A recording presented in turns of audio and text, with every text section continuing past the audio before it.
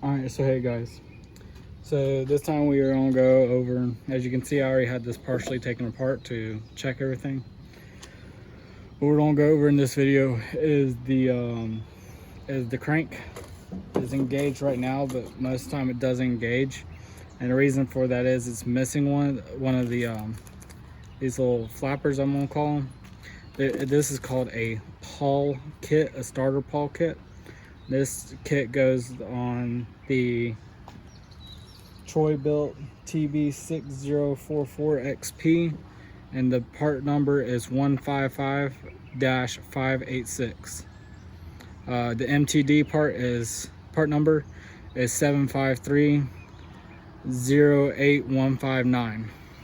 So there's the part number if y'all want to freeze the screen and all that. But we're gonna go over the pawl kits, the flappers I'm gonna call them.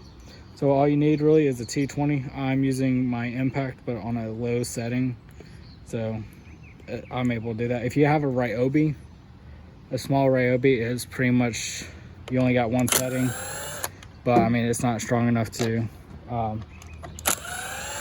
damage them really, but you still want to be careful. So we got these two screws out right here. So there's one screw. Then up here at the front, I don't know if y'all can see this, let's see. Yeah, right here underneath the chassis, if you look up in there, you'll see one more screw. That's at an odd angle, so just be gentle with it or you'll strip the head out. After that, what you want to do, take off the cover. This one needs new fuel lines too. We're just going over the changing out the flappers. This one, these go on a couple different model weed eaters. Craftsman, if I had the Craftsman one here, I'd show you, but the Craftsman bolts to these 2 points. The Troy built here only bolts to this 1 point on top. Get it all the way out. And some of these are machine screws, so you need to keep track of which one's machine. This slips off right here.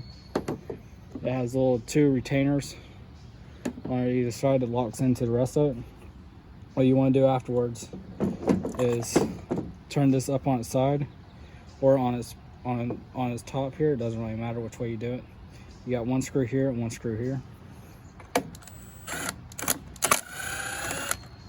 There's that one. And there's that one. Now this housing is just the starter coil and the flappers here.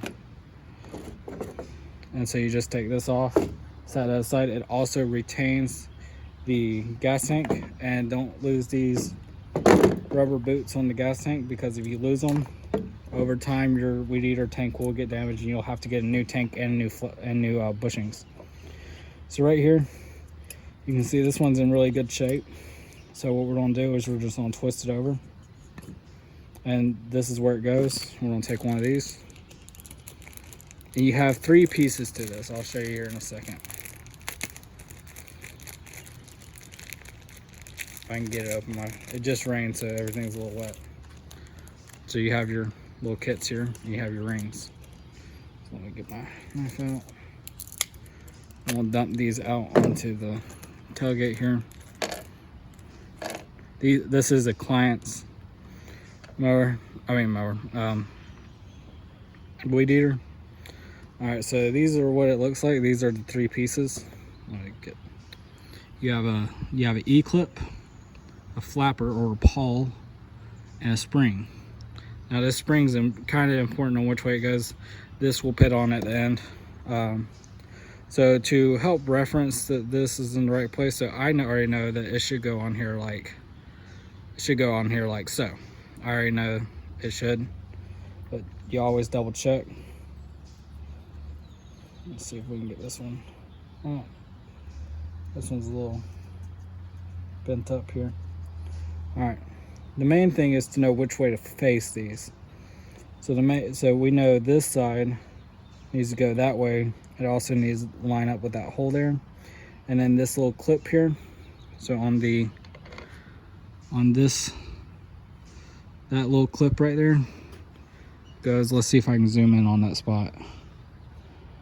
goes right there. If you can see that little clip here, let's see if I can get, if you can see that little clip there, that's where we're putting it. Let's readjust you. I'm gonna keep you zoomed in here. Maybe that'll help y'all see what I'm doing. I'm gonna flip that over. The reason I flip it over is it gives me easy access to the back where we're gonna need to get to that pin. And I'm gonna put this back on there like I'm supposed to. And what I do is I loop it, I hold it like this, so where all the pieces are right there. And I'm gonna loop this tongue here, this spring. I'm gonna loop this spring on this clip and then push it into place. The reason I do that is it just helps it just go ahead and automatically go on there. Once you get it on there, up, you can see I slipped off there. Once you get it on there, it pretty much just goes on like that. Let me get this and I'll go over something else here.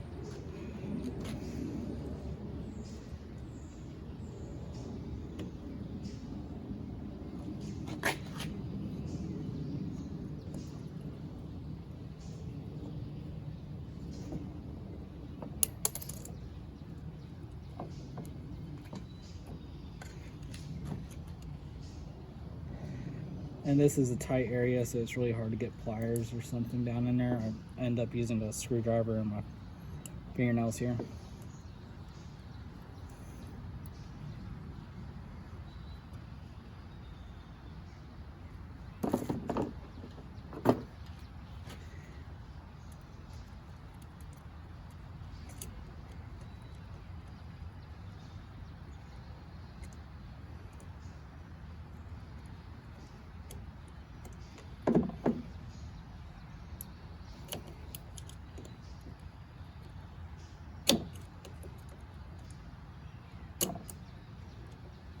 Well, yep, that's on there.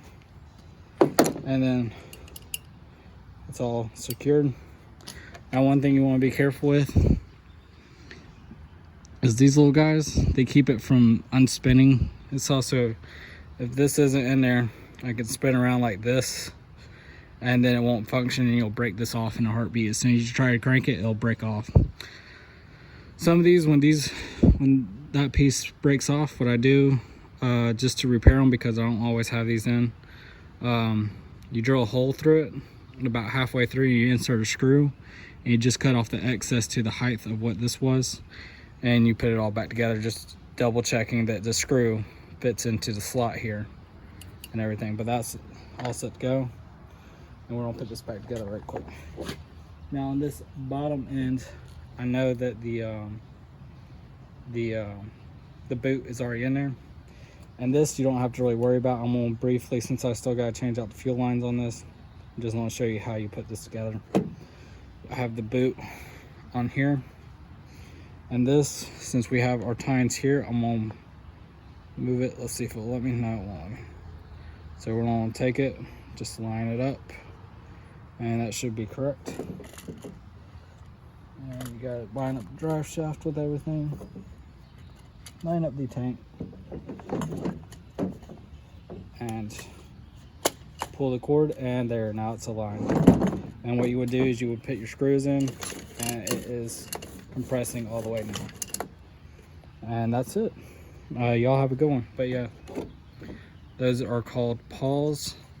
And for the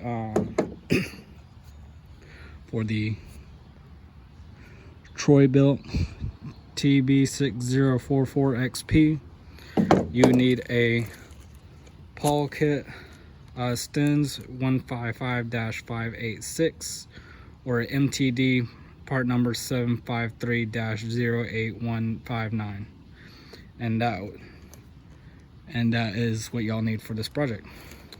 Just make sure don't break these off. If you do, they can be repaired. You need your E-clip here and your spring here, and just make sure you put it on the right orientation and you're good to go.